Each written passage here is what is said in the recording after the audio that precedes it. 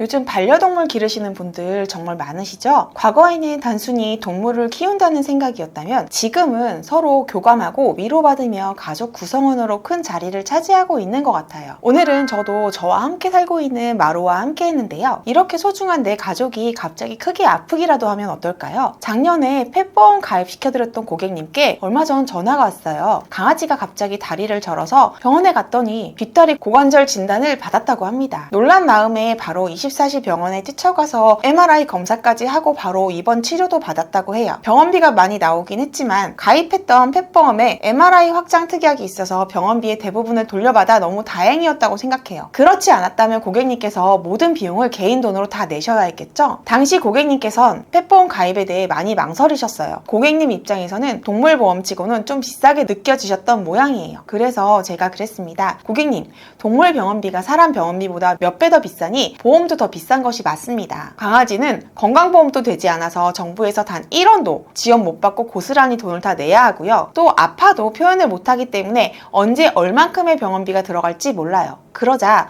바로 결정하셨습니다. 저도 제 썸네일 메인 모델 우리 마루가 퇴근하고 집에 돌아오면 꼬랑지가 떨어져라 흔들면서 정말 반갑게 맞아줍니다. 그 모습에 힘들어도 또 한 번 웃게 되고 보고 있으면 스트레스도 저절로 풀려요. 여러분도 그러시잖아요. 그런데 우리 아이가 아팠을 때 제일 먼저 드는 생각이 병원비라면 너무 속상하지 않을까요? 하지만 무조건 아무 펫보험을 가입해서는 안 되고요. 저렴하면서도 보장 튼튼하게 잘 가입하셔야 아이에게도 도움이 될 수 있어요. 그렇다면 그렇다면 손해보지 않고 가입할 수 있는 방법은 무엇일까요? 그걸 바로 지금 알려드리도록 하겠습니다. 이 영상 끝까지 보시면 남들보다 더 좋은 펫보험에 가입하는 방법도 알 수 있으니까요. 끝까지 놓치지 마시고 도움이 되는 정보 매일 올려드리고 있으니 구독, 좋아요 한 번만 눌러주세요.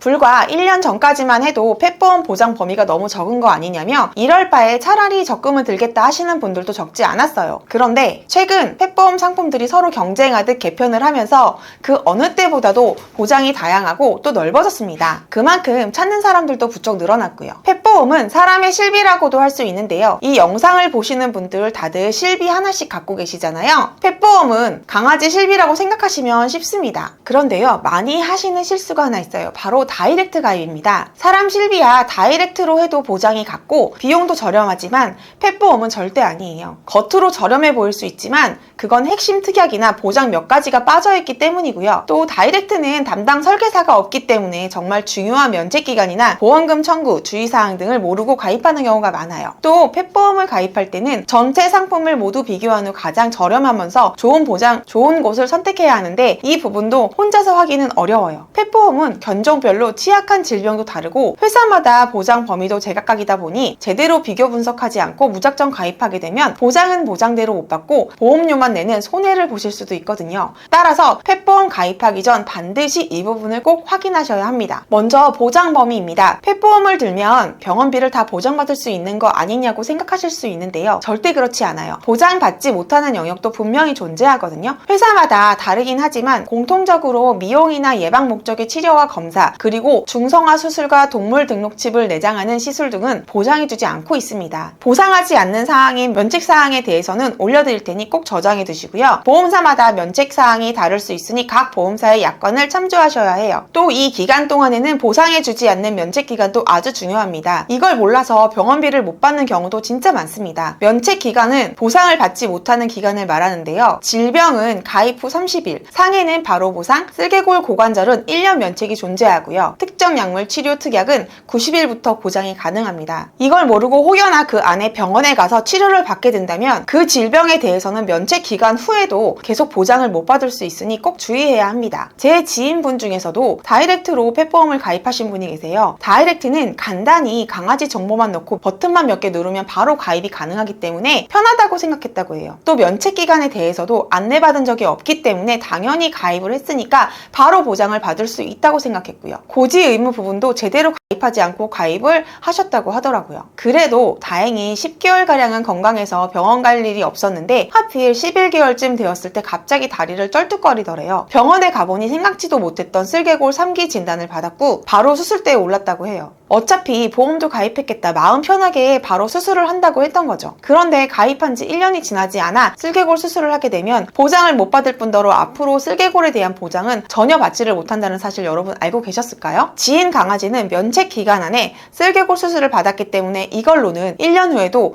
보상을 못 받는 처지가 된 거예요. 따라서 보험료를 냈어도 정작 필요할 때는 보장받지 못하는 상황을 피하기 위해서라도 펫보험 가입 전 약관에 대한 내용을 꼼꼼히 확인하시고 맡긴 설계사에게 제대로 된 설명을 들으셔야 손해를 피하실 수 있습니다. 다음은 고지사항입니다. 사람의 경우도 동일하게 보험 가입하기 전 그동안 병력 사항들에 대해 보험사에 알릴 의무가 있는데요. 이를 제대로 알리지 않았다가 뒤늦게 발견된 경우 가입한 보험 승인이 취소되는 경우가 많아요. 펫보험 역시 마찬가지인데요.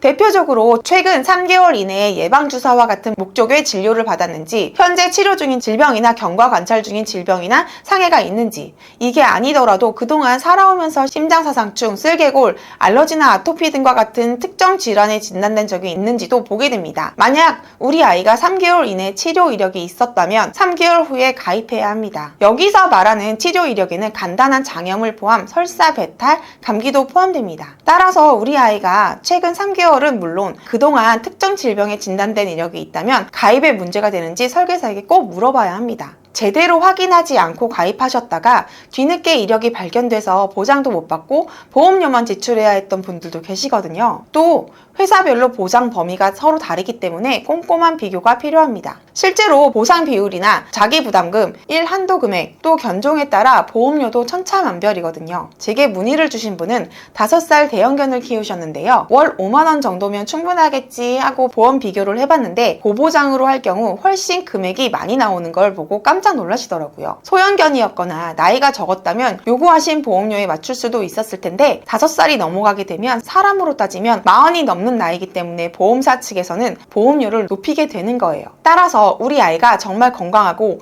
어릴 때 가입하셔야 훨씬 저렴한 보험료로 충분한 보장을 받으실 수 있다는 점 꼭 기억해 주세요. 저희 강아지 마루 이야기 하나 들려드릴게요. 외출 후 돌아와 보니 저희 마루가 가방을 뒤져 제 감기약을 먹어버린 사건이 있었습니다. 저도 퇴근 후 들어간 거라 뒤늦게 발견해서 새벽에 24시 병원으로 달려갔는데요. 바로 입원하고 수액 치료도 하고 피검사에 초음파까지 빨리 치료를 해줘야겠다는 생각으로 막상 달려갔지만 입원시키고 나오는 길에 엄청난 병원비를 보고 보험 생각이 나더라고요. 갈수록 병원비가 오를 텐데 그런 병원을 갈 때마다 너무 겁이 날 것 같은 거예요. 실제로 펫보험 보험금 지급률이 계속해서 증가하고 있다고 합니다. 최근 통계 자료를 봐도 2년이라는 기간 동안 지급률이 73%나 증가한 걸 알 수 있습니다. 그 말은 해가 갈수록 보험금을 지급받는 사람들이 많아질 거고 이는 곧 보험회사의 손해율이 올라갈 거라는 뜻이 됩니다. 여러분, 보험사의 손해율이 높아진다는 것은 뭘 말하는 걸까요? 바로 보험료도 그만큼 올라간다는 뜻이에요. 여러분이 고민하는 사이에 보험료는 계속해서 올라갈 수 있다는 말입니다. 현재 보장 비율이 예전에 비해 70%로 낮아진 것도 그러한 경우입니다. 많은 견주분들이 펫보험을 가입해야 할지 말아야 할지를 고민하면서 적금으로만 해도 충분하다 생각하시는 분도 많은데요. 매달 10만원씩 적금으로 저축한다고 할 때 1년에 모을 수 있는 금액은 120만원 정도입니다. 하지만 사람과 달리 반려견은 아프면 아프다고 말하지 않고 숨기려는 생존 본능 탓에 막상 병원에 가면 상태가 많이 진행된 경우가 많아요. 또 어디가 아픈지 몰라 이것저것 검사만 받아도 많은 병원비가 훌쩍 넘어갑니다. 여기에 슬개골 탈구나 종양, 심장, 신장질환이면 지출되는 병원비는 감당하기 쉽지 않은데요. 1년간 120만원 저축한 걸로 병원비 충당하려면 적금 외에도 추가적인 비용도 사용해야 할지 모릅니다. 가족과 같은 우리 아이가 병원비로 인해 제대로 된 치료를 받지 못하면 견주 입장에서도 정말 마음이 아픈 일이거든요. 우리 강아지를 위해 병원비 걱정 않고 아플 때 마음껏 치료받고 오래 함께 시간을 보내기 위해 펫보험 가입을 고민해 보시는 건 어떨까요? 저희 펫피소드는 최선의 선택을 할 수 있도록 여러 회사들을 비교하면서 보험 설계를 도와드리고 있습니다. 우리 아이 펫보험이 제대로 설계되었는지 살펴보시는데 도움이 필요하시다면 연락을 기다리고 있겠습니다. 오늘 영상에 대해 궁금하신 점이 있으신 분들은 펫피소드로 언제든 편하게 전화나 카톡 주세요. 도움이 되셨다면 구독과 좋아요 눌러주세요. 감사합니다.